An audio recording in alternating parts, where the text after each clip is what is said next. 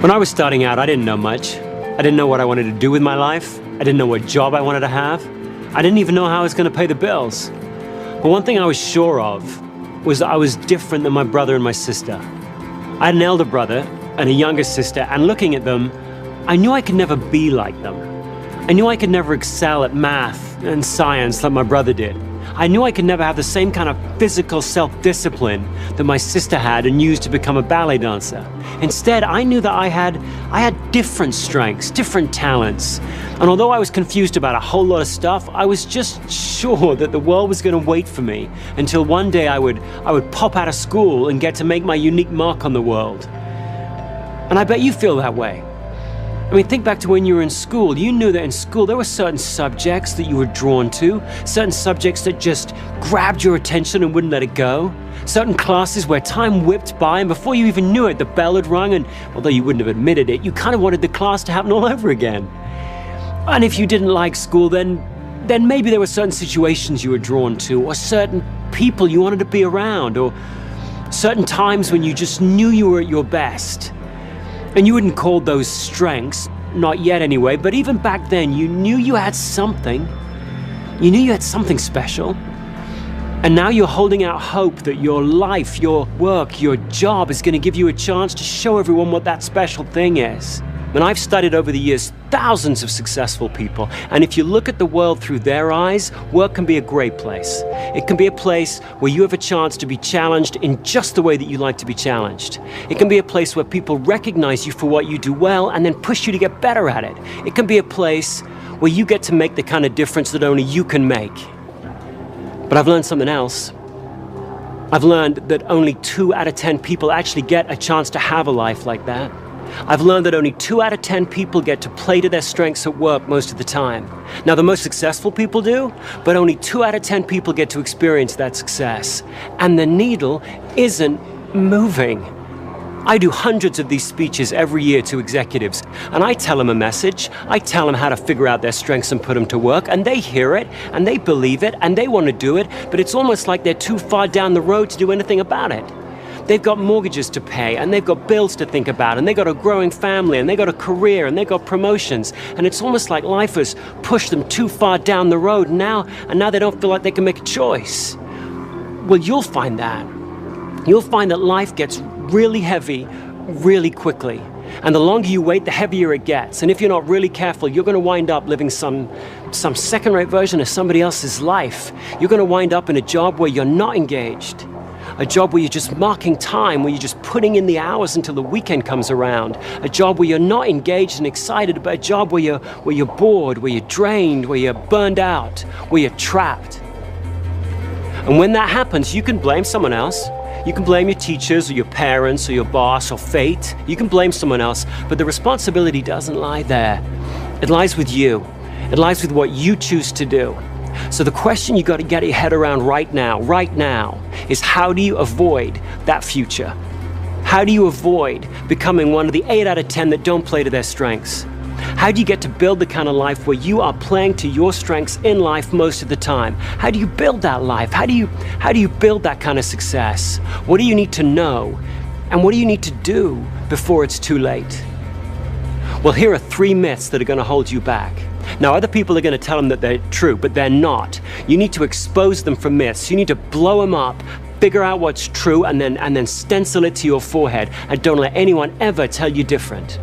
Here's the first myth, and everyone believes this one's true. The myth that as you grow older, your personality changes. It's not true. Here's what's true. As you grow older, you become more and more and more of who you already are. If you're really good at making friends now, you'll be even better at it in 20 years from now. If you're a neat freak now, then you're going to be a neater freak when you're 40. If you're an idea man now, you're going to be an idea man for the rest of your life. I have a son, Jackson. Jack's 6 years old, and already I know some stuff about Jack. I know this is a kid that craves structure. This is the kid that won't close the refrigerator door unless the ketchup's turned so the label's facing out. This is the kid where as I'm walking down a corridor in an airport pushing a cart, and I say to him, "Hey, Jack, jump on the cart, I'll push you around, it'll be great fun." This is the kid who very solemnly points to the little picture of the kid with the big red X through it, says, no way, it's against the rules. This is also a kid who's massively competitive. I don't mean in a way that all 6-year-olds prefer winning to losing. I mean in a way that when he is seized by it, he doesn't quite know what to do with himself. It's like a physical force. He's watching his favorite football team on TV and they start to lose, and he starts to squirm and twist in his chair, and after a while he just gets so angst up about it he has to jump up and bury his head in the cushions next door. Jack isn't going to grow out of it. He's going to have that same craving to win from 8 to 88. His dreams will change, his skills will change, his values will change, his beliefs will change, but the core of him, the strongest parts of his personality are going to remain the same, and so will yours. And that's okay. But of course what that means is that you need to get really good at describing what your strengths are. If your strengths don't change much during the course of your life, you need to become really specific at describing what they are. And most of us, frankly, are just terrible at that. You ask people in job interviews, what are your strengths? And people dance around and around that question and end up with vague, bland answers like, I'm good with people. I like making things happen. I'm a numbers guy. Well, no one's going to be impressed with that. If you're going to really push your time toward your strengths in life or in work, you've got to get much more specific than that. Now, you've been raised to believe that your strengths are what you're good at and your weaknesses are what you're bad at. But that's not true, is it really? Come on, think about it. You've got some stuff that you're good at that you hate. I mean, you're good at it, so people ask you to do it. In fact, they rely on you to do it, and maybe they've even pigeonholed you into doing it. But if you never had to do it again, it'd be too soon. What would you call that? I mean, I once had a friend who was a brilliant swimmer. At the age of 7, a lifeguard had seen him swimming in the sea, freestyle, told his parents had put him on a swim team, and all the way through school, he practiced and practiced. He did lap upon lap, swimming in the mornings, last thing at night, and he got on the swim team and he won meet after meet, broke record after record, and he hated it. In fact, he hated swim meets so much he'd get crushing migraines before every one. What do you call that? What do you call that when nature's blessed you with a ton of ability and given you no appetite at all? Where you're brilliant at something and it bores you to tears. What do you call that? Well, you call that a weakness. A weakness is any activity that leaves you weaker after you've done it. Doesn't matter how good you are at it. If it leaves you weaker after you've done it, it's a weakness. And of course, a strength is the opposite. A strength, your strengths, are those activities that leave you feeling strong. Those things that you do that make you feel strong. You need to pay incredibly close attention to how you feel before, during, and after an activity, because your feelings will give you a clue to what your strengths are. If before you do an activity, you actually find yourself looking forward to it, it's a strength. If while you're doing it, you find that you're in the zone, time flies by, you can totally concentrate, it's a strength. If after you're done with it, you feel fulfilled, it's a strength. Not fulfilled as in, thank goodness that's over, but fulfilled as in jazzed or jacked up. That's a strength. Now, to discover what your strengths are then, you don't need someone to tell you what they are. You don't need to take a test. You can find out what your strengths are in a regular week of life. Here's what you should do. Just try this. Take a pad around with you for a week, and anytime you find yourself actually looking forward to doing something, doesn't matter what it is, anytime you find yourself actually looking forward to doing something, scribble it down. Anytime when you're doing something, you find yourself just really in the zone, stop for a minute, scribble it down. Anytime when you're done with something, you feel jacked up and enthused, scribble it down. Don't wait until the end of the day. Don't wait until the end of the week and try and recreate it. You'll end up being way too vague. Do it in the moment. And don't write stuff down that other people are doing to you. Don't write down, I felt strong when my manager praised me. That's the manager doing it to you. Write down stuff you're doing. Don't judge it, just write it down. Verbs, stuff you're doing. I felt strong when I helped my mom understand that point I was trying to make. I felt strong when I cleaned up my room. I felt strong when I was retiling the bathroom. Doesn't really matter what it was. Just write it down. If you feel strong before, during, and after it, scribble it down. And then at the end of the week, what you'll find is you'll have a long list of activities. Well, scan that list and pick the 3 that really leap out at you. Those are your strengths. And then when people ask you about your strengths in job interviews or in the work situation, or when you're trying to think about what you're going to do with your life, look at those 3 activities, talk about those 3 activities, use phrases like, I'm at my best when, or I feel strong when, and then describe exactly what you wrote down. Be specific, be vivid. Now, other people are going to try and tell you that they know your strengths better than you do. Your parents, your teachers, your managers, but they don't. They may know how to judge your performance better than you, but you know better than anyone else what intrigues you and what doesn't, what you're really interested in and what bores you, what strengthens you and what weakens you. You know that better than anyone else, and those are your true strengths. So learn how to describe them, own them, because those strengths are going to be what drives your performance. Now, the second myth that people are going to try and drag you off course with, and gosh, everyone believes this one, is they'll tell you, look, if you want to grow, if you want to get ahead in life, if you want to get promoted, you can't rely on your strengths. In fact, you've got to figure out what you're not good at and really work at getting better at it. And this starts really early in school, doesn't it? You came back home with 2 A's, a C, and an F, and everyone, your parents, your teachers, they focused on the F, didn't they? You were really good at English and bad at maths, and you got remedial maths. And this continues at work. It will. You'll go to your first performance review, and it'll be 2 minutes on what you did well, and then they'll really drill down into what you need to work on. And what you'll need to work on are your weaknesses. If you're not careful, your whole career is going to be one long remedial math class. Now, the point here isn't that you can ignore your weaknesses at work. You can't do that any more than you can ignore the F in school. The point is that you shouldn't be working on your weaknesses. You're not going to grow most in the areas where you're weakest. You should be working on your strengths.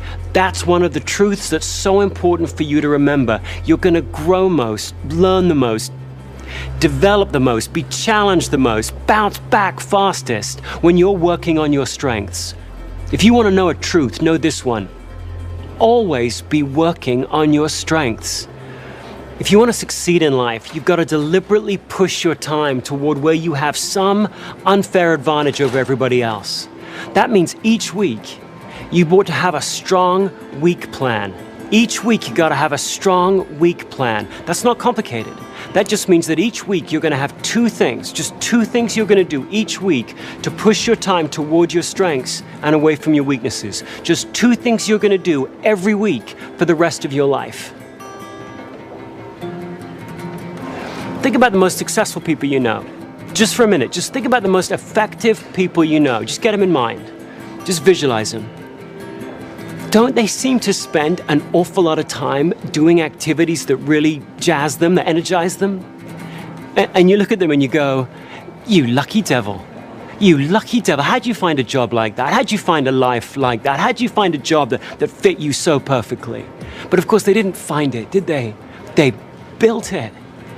Each week, every week, they deliberately pushed their time toward those things that energized them and away from those that didn't. Each week, they pushed and pushed until gradually they tilted the floor and tilted the floor until the best of their job became most of their job.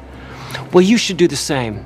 Each week, volunteer your strengths to your team in some way. Each week, show your team how your strengths can help the team achieve its goals. Each week, deliberately learn some new skill, some new technique, some new trick that will help you put your strengths to work. And then slowly, gradually, each week, you'll rewrite your job description under your boss's nose, and he'll or she'll love you for it. Because then you'll win. Now, some people will tell you not to do that. They'll say, look, the team needs more from you than just playing to your strengths. You can't just play to your strengths, they'll say. The team needs you to put your strengths aside and do whatever it takes to help the team. There's no I in team, they'll tell you. They're wrong.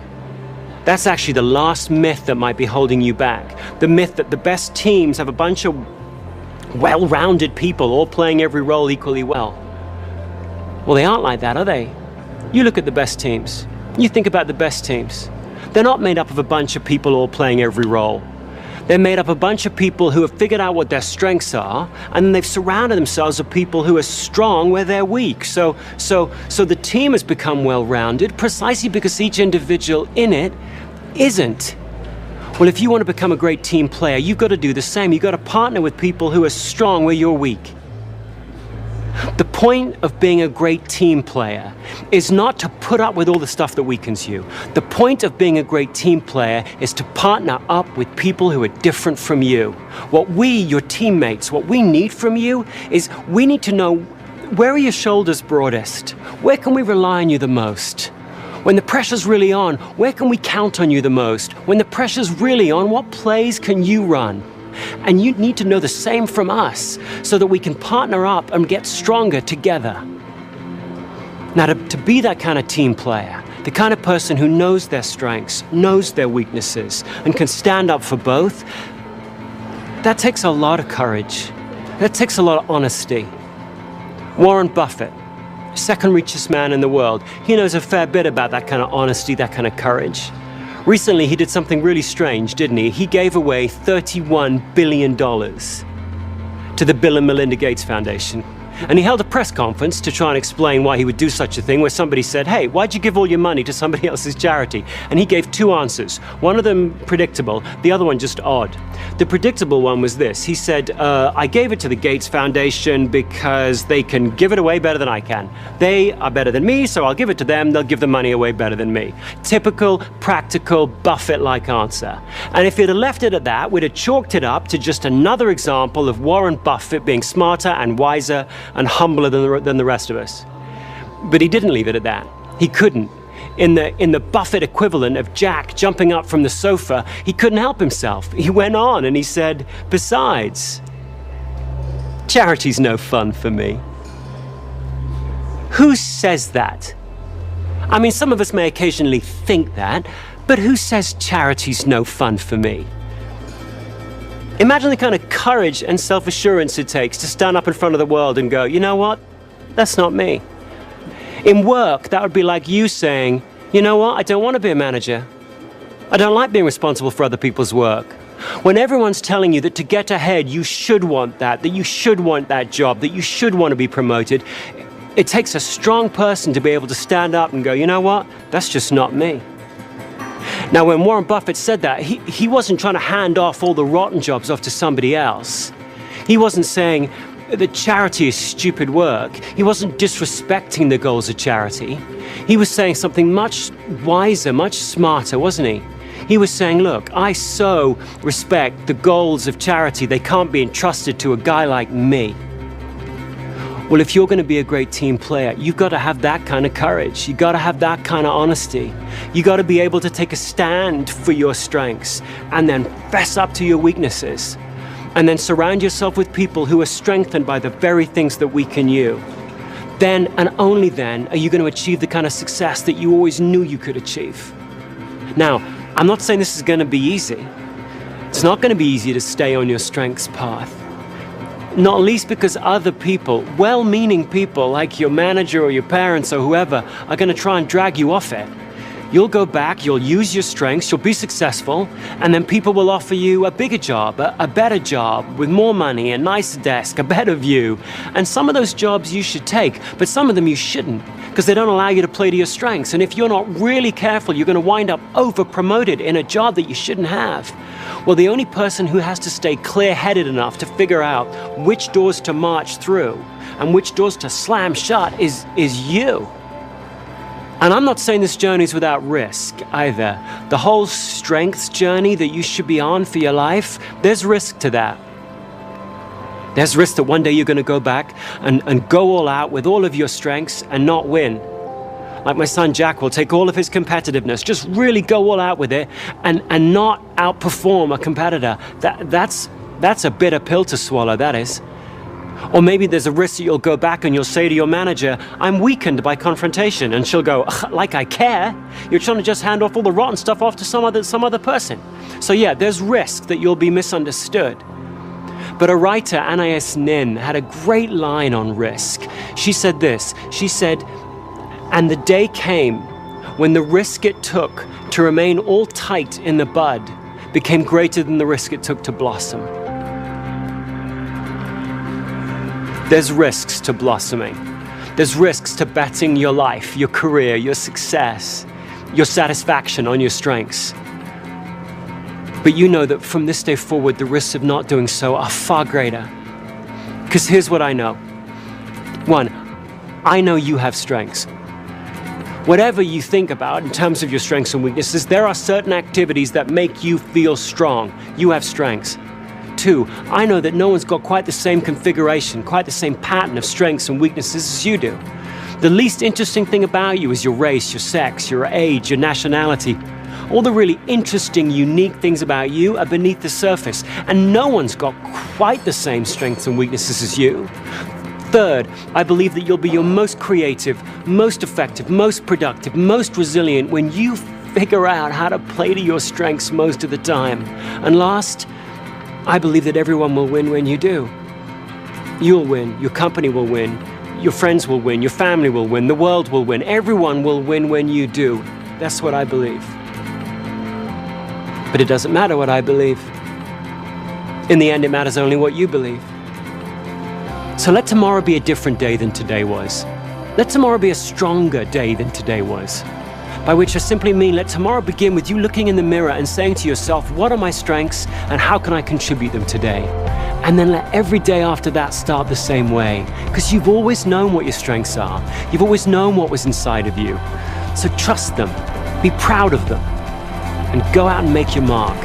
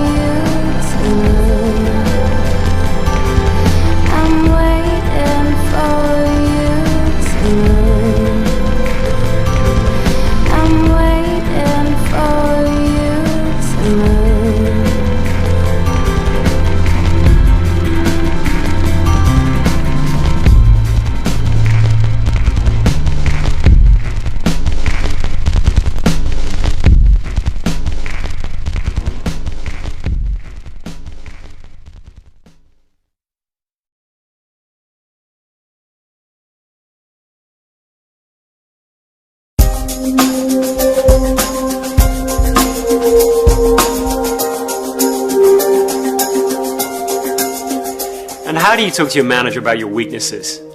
I mean, in most working places that I've been into, you're not supposed to have any weaknesses. By the time you get to any level of responsibility at all, you're supposed to be well nigh perfect.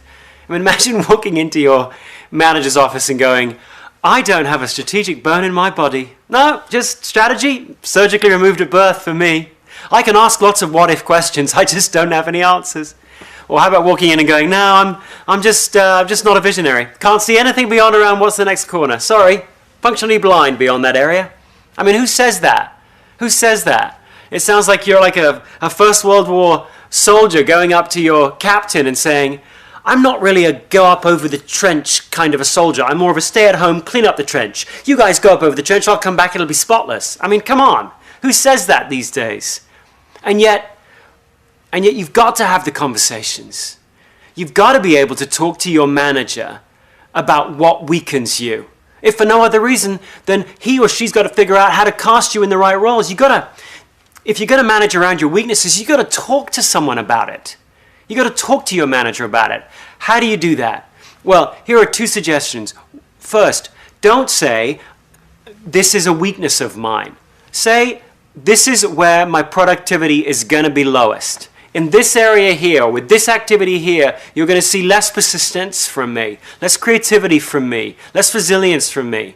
I'm not saying that to whinge, I'm just saying that to tell you. Second, have a couple of things that you think that you can do about it.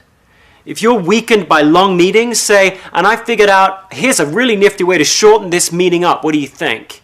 If you're weakened by doing the PowerPoint presentations and you're drained by it, have a solution or a suggestion as to who might come in and do that with you, or something, some action that can be taken so that you don't come across as someone walking in and whining all over your manager as though he or she should jump to it and try and make your world perfect. Your manager's job isn't to make your world perfect. Your manager's job is to drive performance with you. But to do that, they will need to have you take the responsibility for coming in and saying, hey, in these activities over here, these are where I am least productive, least effective, least creative. So long as you can phrase it that way, and so long as you can come up with a couple of things you think you can do right now to mitigate it, that's going to be a much more productive conversation. Try it.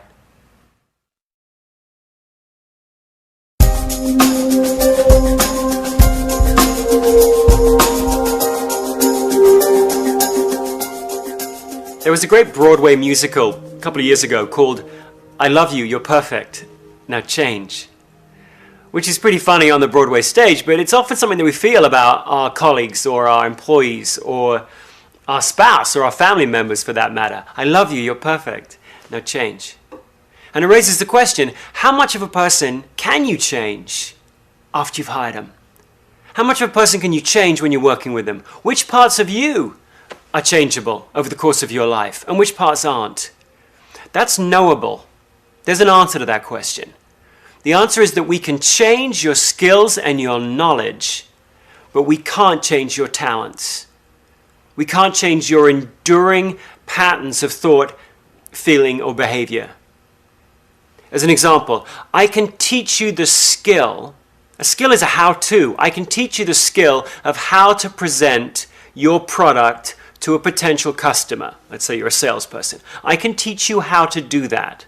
I can teach you how to stock a shelf. I can teach you how to give an injection. I can teach you how to lay out a letter. I can teach you how to lay out a presentation. I can teach you all those how-to skills. The other thing we can change about you is your knowledge. I can change what you know about the competitive landscape out there. I can teach you what you know about the product that you're presenting or that you represent. I can teach you what you know from experience. So over time, your experience can change. I can teach you what you know about yourself. I can change your self-awareness. And I can change your values, which are part of knowledge. It's part of what you think to be important, what you know to be valuable in life. Clearly, over the course of your life, your values change. Your values at 15, what you think is totally important at 15 is not the same as what you think is totally important as 85. So I can change your values. Skills and knowledge, those can change. Your talents, your enduring patterns of thought, feeling, and behavior, those are enduring by very definition. So if you're competitive, if you're one of those people that instinctively compares what you're doing against somebody else, that loves pitting yourself against a peer on a level playing field and winning, you just get jazzed by that, I can't bleed that out of you.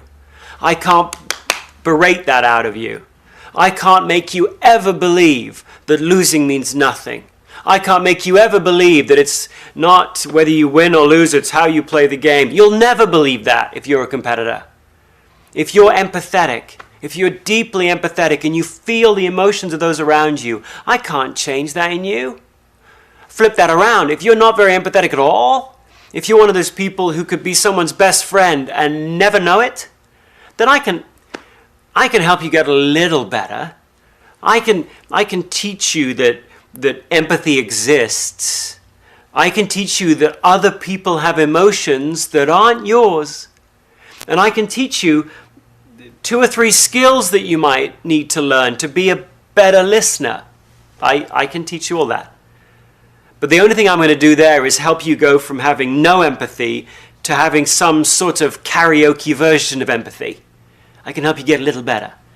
But in terms of those deep, recurring patterns of who you are, how empathetic you are, how focused you are, how competitive you are, how strong your need for achievement is, how driving your craving for significance is, how altruistic you are, I can't change those about you. Those are recognizable to you and your friends in the schoolyard, and they'll be recognizable by your grandkids when you're 85 years old. Those are the enduring parts of who you are. You need to trust them, own them, honor them, and then figure out a way to combine them with skills and knowledge, and so make a real impact in the world.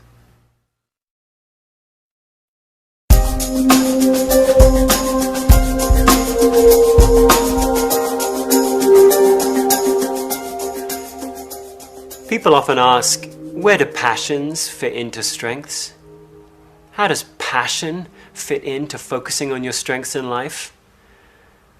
Well, passions are the building blocks. Passions are the building blocks of your strengths, but passions by themselves are relatively meaningless. If you're going to take your passions and actually put them to use, you've got to combine them with something specific. In fact, I would say that a strength is a precise passion. Strengths are passions plus precision. Think about it. Some people have a passion for helping others. They're just naturally altruistic. But a passion like that, ooh, I just want to help the world, is as vaporless as skywriting. It looks good up there, but it just blows away in the wind.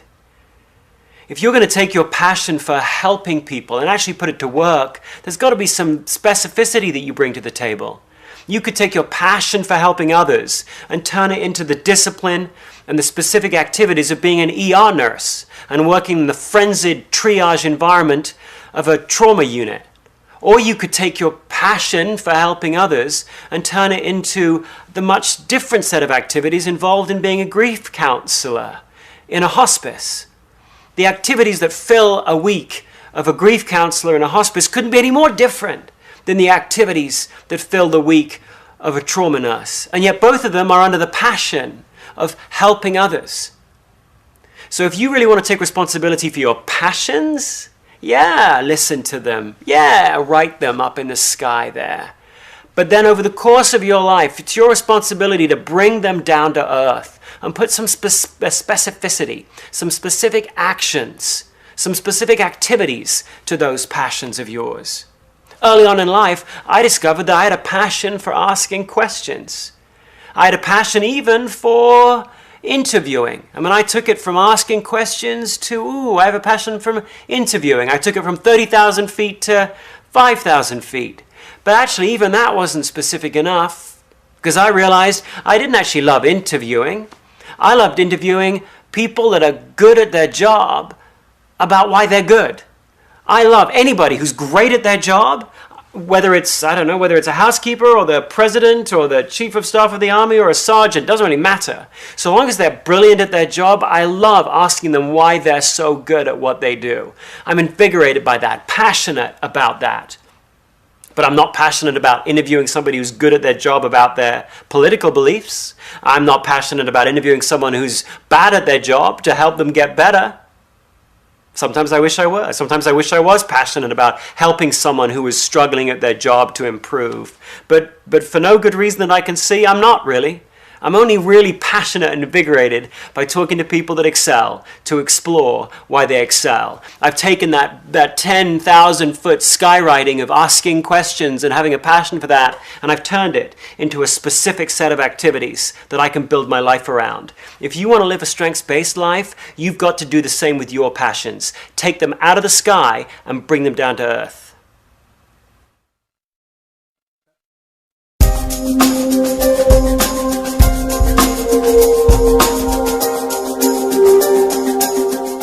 I once worked with this guy that just bugged me. I didn't want him to bug me. I wanted to like him, but he just bugged me. Let's call him one-upmanship guy, because he was that guy who always had to have one thing better than you. If you had an idea, he'd have one better. If you had some client success, his success would be just that much bigger. He was the guy where if you said you'd climb Mount Everest, he said he'd climb to the moon. He was that guy, just always one thing better than you. And I wanted to like him, but I would look at him and I would go, I wouldn't say this out loud, but I would think to myself, you deplete me. You deplete me. Every time I think about going to a meeting with this guy, I would think I'd be walking in like this, and I'd find myself just almost physically not wanting to go into the room with him, not wanting to sit across the table with him. What do you do when the people you work with weaken you? Well, here are 4 strategies you might want to think of. First, stop being around them. I know, sometimes you can't avoid them, but you can probably do something to avoid being around them. And sometimes a legitimate strategy to use for a bad relationship is to get out of it. So can you, first of all, stop being in situations where you're in close proximity with that person? Second, can you team up with someone that softens his rough edges? with this chap, with one-upmanship chap, there was a third person who we often used to work around who was really inquisitive. And whenever one-upmanship guy would say, hey, I've just done X, Y, or Z, rather than having my reaction, which was to get all kind of get my back up and my bristles up, this person would go, ooh, tell me about that. Ooh, tell me more about that. They were just naturally intrigued by what this person had just said. And actually, by hearing one-upmanship guy describe his new brilliant idea, I became kind of intrigued by one-upmanship guy's brilliant idea. This third person somehow made one-upmanship guy feel a little less annoying. Actually, he began to look rather smart to me. Sometimes that works, doesn't it? You bring a third person in, it changes the dynamic. Third, try this. Offer up one of your strengths and see whether or not you can drag him into a place where he ceases to bug you quite as much as he did before. With one-upmanship guy, I'm a guy who's conceptual. I love ideas. So after a while, I would just keep bringing him more ideas and seeing where he would take them. I almost took it as a little competition with myself to keep seeing, in every meeting I was with him, could he really one-up every new idea, every new initiative, every new thought, every new action I could bring to the meeting. So in a weird way, he was motivating to me to keep offering up my idea strength, my innovation strength, my conceptual strength, and just see what he did with it. And frankly, sometimes he did some pretty darn good ways to take an idea of mine and take it up to a new level. Finally, try shifting your perspective on this person that weakens you. Can you begin to look at them through the lens of their strengths? Every single one of us probably rubs somebody the wrong way. And you could choose to look at somebody through what they don't bring. You could choose to look at somebody through who they aren't. You could choose to characterize anybody in the world by what they don't bring. Well, perhaps the problem wasn't one-upmanship guy's problem. Perhaps it was my problem. Perhaps I was looking at him as someone who was trying to compete with me, and all he was doing was trying to bring new ideas to the table. Perhaps I shouldn't have looked at that as a direct conflict or competition with me. Perhaps really I should have looked at that behavior as him never being satisfied. Maybe he was the kind of guy who always was looking for some better way, some new configuration, something as yet unthought of. And therefore maybe he was an awesome catalyst for me and the rest of the team. I did try that with him, and frankly it worked like a charm for many years. What began as my problem, he weakened me, I changed my perception, and suddenly I saw him in a totally different light. I'm not saying that will work with you every time. To go back to the original S, sometimes you do have to stop being around people. But there are other strategies you can try before you just opt out of the relationship and blame the other person.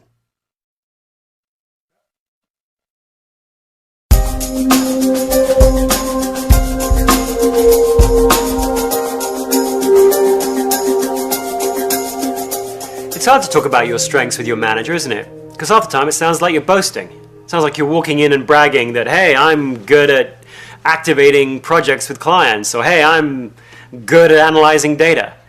Most of us don't really want to seem that kind of self-involved, self-aggrandizing kind of person, so we don't often talk to our manager about our strengths. We talk about our areas of improvement. But you should be talking to your manager about your strengths. You should be volunteering your strengths. And so you need to find a simple way to do that that doesn't make you look like a braggart. Here's the best way to do it. Frame it as, here's a couple of things that I can do, a couple of tangible things that I can do to help us reach our objective. Tie your strength, what strengthens you, to the activity and then to the goal that you all have as a team. The more clearly you can make that link, that what you're saying is, how can I make a bigger contribution to driving this goal? That's what the manager wants to hear. The manager wants to hear that you've got more to offer, that you've got more to bring. The manager wants to hear, where are your shoulders going to be broadest? Where will you be most resilient? Well, you have the answer to that. The manager doesn't. You have the specific answer to that. So if you can frame it as, here are some specific things that I can do to drive this goal, that manager of yours is going to be much more ready to accept it and much more ready to take action on it.